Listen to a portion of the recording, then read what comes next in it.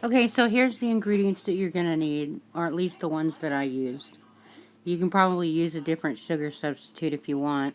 Just follow the recipe, and I'll leave the link or the description down below, and a list of the ingredients as well. Okay, so go ahead and put the sugar substitute in a pan and the water, the sugar substitute that you're using. And then you're going to go ahead and just cook it till it is clear, of course, like clear liquid, and gets to, let's see, the recipe said 300 degrees. Also, I would suggest using a pan that has taller sides, not just this frying pan, because I ended up having to switch it over to a different pan because the sides were too short. Okay, so it should probably take around 5 to 15 minutes, depending on your stove top, your medium heat. If it starts to boil too much, you want to turn it down a little bit. You want to keep it at like a high medium, but not too high. Okay, you can see here how it's starting to turn clear and get really hot.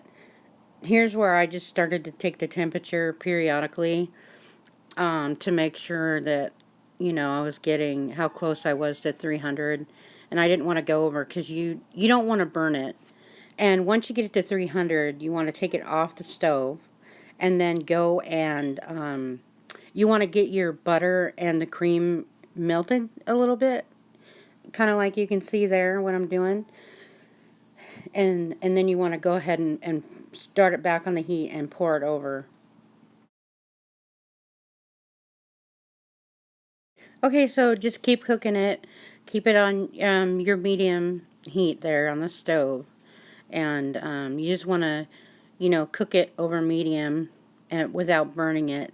And it'll eventually start to turn like a golden, and then it'll turn brown. And I took the temperature because I figured my guesstimate is you don't want to go over 300 degrees. But just keep it cooking, keep stirring it, make sure it's not sticking, make sure the heat's not too high. So you can see how mine's kind of boiling, but it's not boiling over. So I got the heat kind of where I think it should be. And then here's where I changed pans. I was afraid it was going to boil over, and I certainly didn't want it to boil over on the stovetop. That wouldn't have been a cute sight. Once I switched pans, I did turn it up a little bit. I wasn't sure because the recipe that I'm using didn't tell me how long it would take to brown.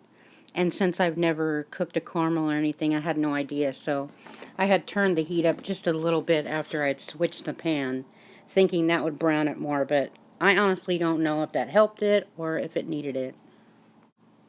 I also dribbled a little bit over there on the side. You can see on the pan the little dribble marks to see how much it was changing color. Because when it was fuzzed up like that, you couldn't really foamed up like that when it was boiling a little bit. You couldn't really tell the color change because you feel like you're just staring at it and feel like it's not changing until if you can see the drips over there. But yeah, it's starting to brown and working now. So. It was really starting to taste good. I was surprised, that it was actually starting to taste like caramel. I was not sure about how the sugar substitute that I was using would work out, but taste-wise, it tastes really good.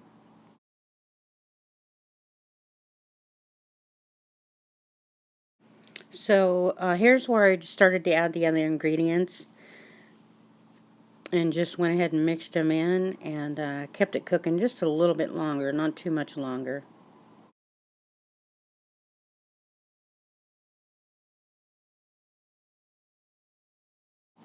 The recipe said it was supposed to thicken more, but mine wasn't really thickening, and I didn't want to really cook it too much longer because, like I said, I've never done it before, and I wasn't sure if it was going to burn or start to taste horrible, and I didn't want to waste that much of erythritol and xylitol because they're not cheap. I could tell by checking those little dribbles on the stove that it was going to harden as it cooled off. And so it wasn't going to stay a gooey consistency, I think, like the recipe said. I'll have to check again, but I think the recipe said it was supposed to be gooey, but this one didn't turn out to be gooey.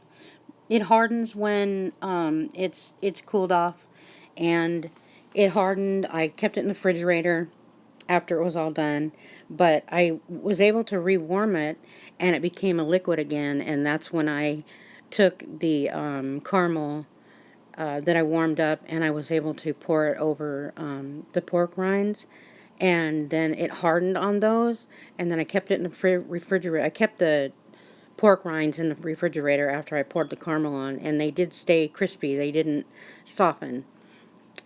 So they turned out great. I mean, it's a great substitute for caramel corn if you're really missing caramel corn, and it tastes so good. So try it.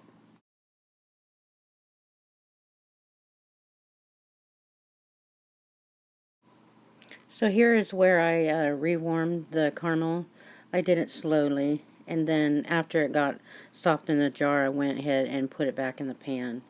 And then I got the pork rinds ready, put them in a bowl, and then just, you'll see I slowly poured it over the pork rinds, and then I kept them in the refrigerator. And then you can just put the caramel back in the jar and back in the fridge. And it seemed to work great, like I said.